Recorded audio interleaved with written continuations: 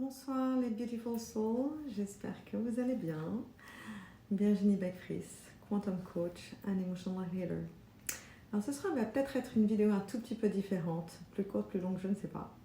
Mais en tout cas, on sort de Mercure rétrograde, qui a été un peu complexe pour beaucoup. Mois de janvier très très long, extrêmement long, terriblement long. Je suis tellement contente d'en sortir. Et demain, avec cette nouvelle lune et le nouvel an chinois sous le signe du tigre, qui va nous donner encore cette énergie, qui va amplifier cette énergie de transformation pour aller vers de nouvelles opportunités, cette énergie de sortir de sa coquille, d'aller à l'extérieur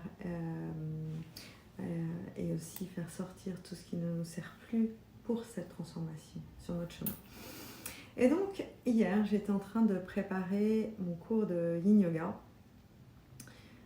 et je travaillais sur la posture du pont, Setu Bandha. Et tout d'un coup m'est venu j'arrêtais pas d'entendre en boucle Be your own bridge, be your own bridge, be your own bridge. Donc, soyez votre propre pont. Et là, j'ai commencé à écrire et je choisis ce soir de vous partager ce que j'ai écrit. Alors c'est aussi venu après une soirée samedi soir. Je suis tout simplement allée prendre un verre avec deux très bonnes amies et en sortant on s'est vraiment promené dans plein d'endroits dans Paris et il y a eu tous ces ponts et quelque chose qui m'a marqué et qui m'a apporté aussi beaucoup de tristesse.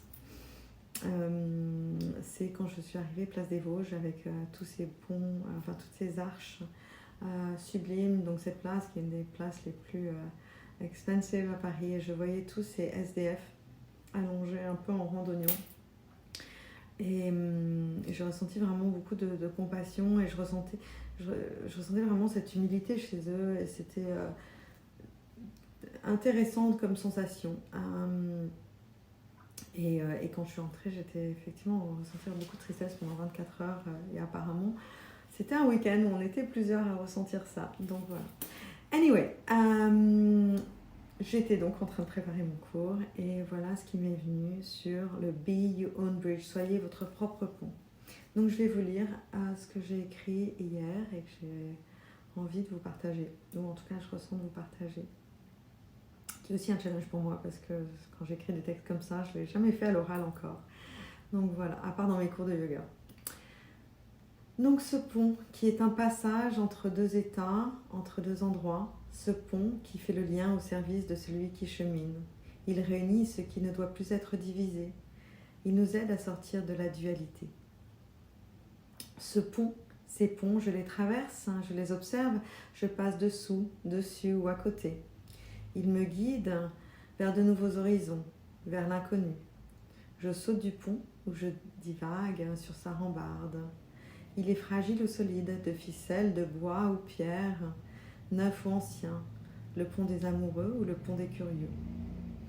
Ce soir, je me cache sous ce pont. Il me protège, je vois son architecture, je l'observe, je comprends pourquoi il est là. Demain, je le verrai sous un autre angle et je découvrirai une autre histoire. Ces ponts qui relient ceux qui ne pouvaient se joindre. Et si vous étiez votre propre pont, entre votre âme et votre mental, reliez votre pire ennemi limitant à votre guide de tous les temps, votre guide inspirant.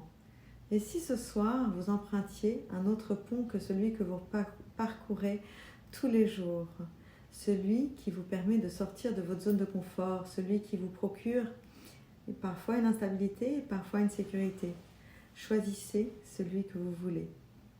Il n'y a pas de limite au pont. Ils sont harmonieux et vous permettent d'avancer. Osez être votre propre pont. Dans la mythologie nordique, le pont prend l'aspect d'un arc-en-ciel qui fait office de pont entre le terre et le ciel.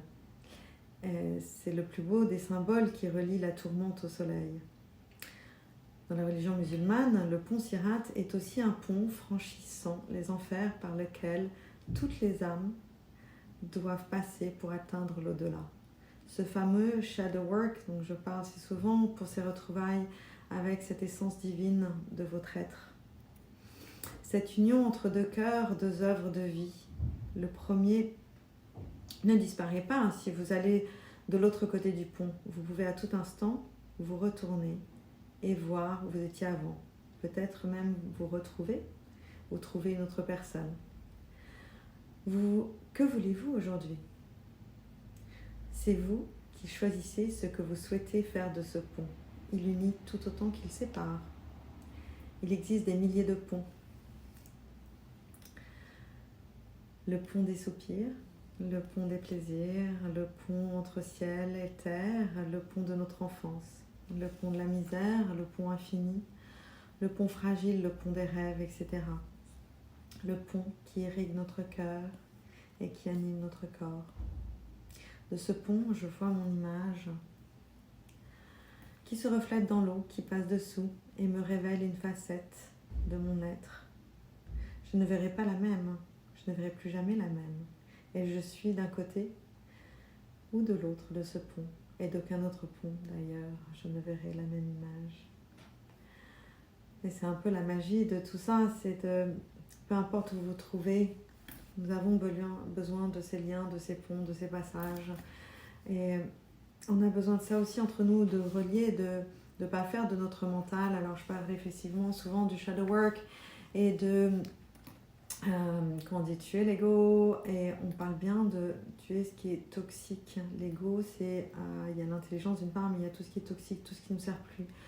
Donc parfois casser un pont ou de le détruire pour le reconstruire, ça peut être beaucoup mieux que de le laisser là en déconfiture, défrichiture, je sais plus, enfin bon bref, vous voyez ce que je veux dire. Donc voilà, je vais vous laisser sur cette réflexion du pont. Regardez ce que ça réveille chez vous, comment vous pouvez être votre propre pont.